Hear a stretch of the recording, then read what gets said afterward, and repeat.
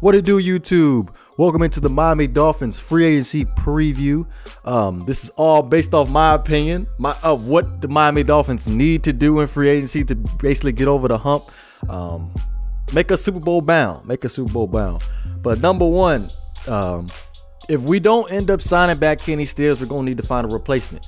So I want to go ahead and snatch Robert Woods from the Buffalo Bills. He had 51 catches, 613 yards, and 1 touchdown. Really stepped up big time when Sammy Watkins was down. I believe that boy Goodwin was down as well. Has great speed. That's one of the things I want to highlight. He has great speed to kill it over the top, just like Kenny Stills does. Not exactly as fast as Kenny Stills, but Robert Woods would be a great cheap replacement. He won't demand too much money. Secondly, this was a last minute decision here. I thought about Julius Thomas. I thought he was gonna get cut before his actual $5 million bonus came through, but the Jaguars ended up missing out on actually cutting him before his $5 million bonus came. So they're gonna end up they're most likely going to keep him, but you can never eliminate the possibility of the fact that they might end up cutting him anyway. But I have full faith in Dion Sims. I like him as a blocker, I like him as a receiver. And plus, I think we can rely on the draft based off of what people have told me, that this draft class for tight ends is really deep. So I think signing back Dion Sims and getting somebody in the draft would make a lot more sense. Also, thinking about it, since we're talking on the tight end subject, no Martellus Bennett. Martellus Bennett is going to demand too much money, honestly. And like tight end is not a huge priority of need. Like only time we should break the bank on a player is something on an absolute need, or a player that you just cannot pass up because he's so good. And Martellus Bennett is honestly just not that player. Next up, we have Ronald Larry. Honestly, coming from the Dallas Cowboys, hasn't missed a game since he's been drafted. Basically, the only no-name player on that Dallas Cowboy offensive line. I think it would be an excellent addition to the Miami Dolphins as far as him playing guard. Like I said, we got to get rid of Brandon Albert. When it comes down to it, when Brandon Albert is never healthy. With that being said, we have to shuffle around all the offensive linemen to basically get a perfect variation of a decent starting offensive line. Like, since he's been on the team, as soon as he gets injured, we have this is the first time this happened.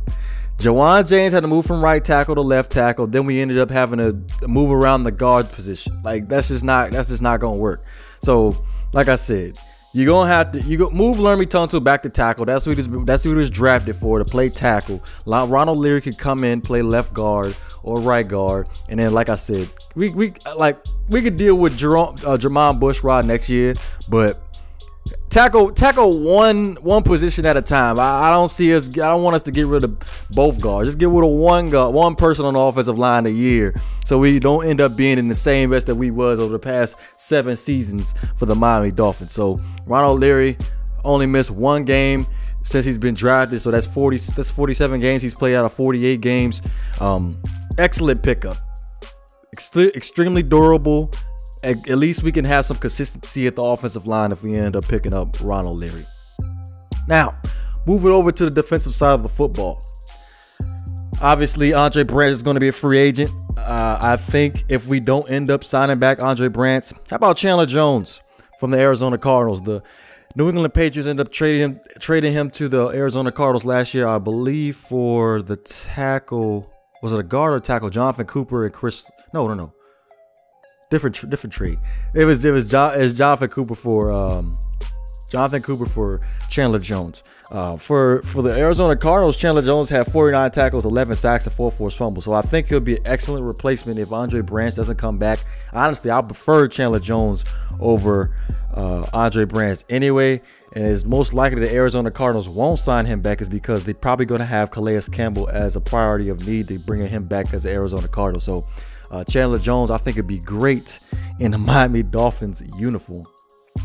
Now, possibly the most important position going into this year's free agency for the Miami Dolphins to extremely have a spotlight on is the middle linebacker position.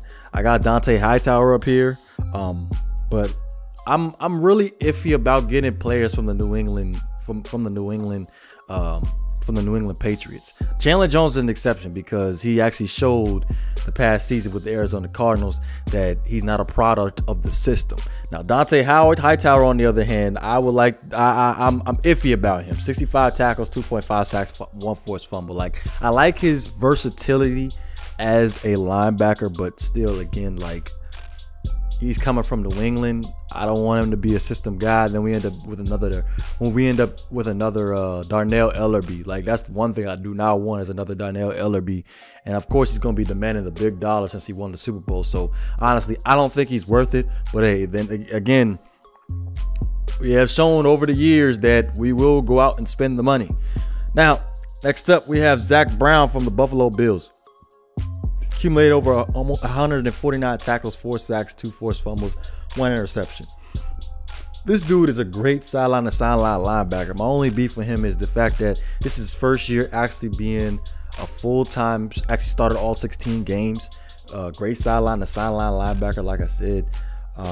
But consistency is a big issue for me. Like, I like to see at least 2-3 seasons in a row that you post up similar numbers.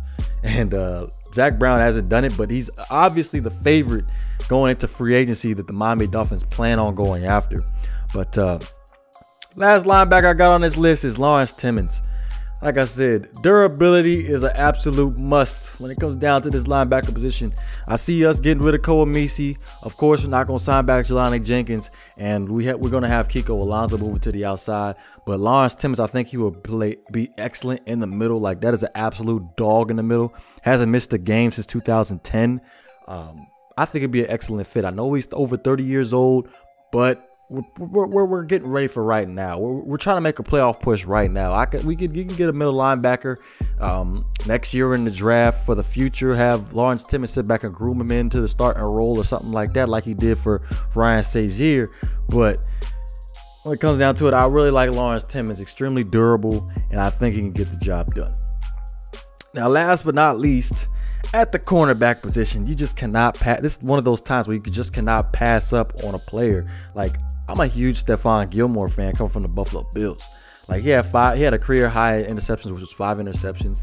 I think that if we end up we drop Byron Maxwell's ass, you could drop him. I could care less, even though he made those comments today about the Miami Dolphins defense could be the next Legion of Boom. But I think he could be expendable. He could be expendable for Stephon Gilmore, a great physical corner that you could leave out on the island by itself to do. Be good to go. But let me know what you guys think. I always love you guys' opinions. You know what it is. If you enjoy the content, please don't forget to hit that like and subscribe button. This is GreatOne DeVore. I'm up out of here.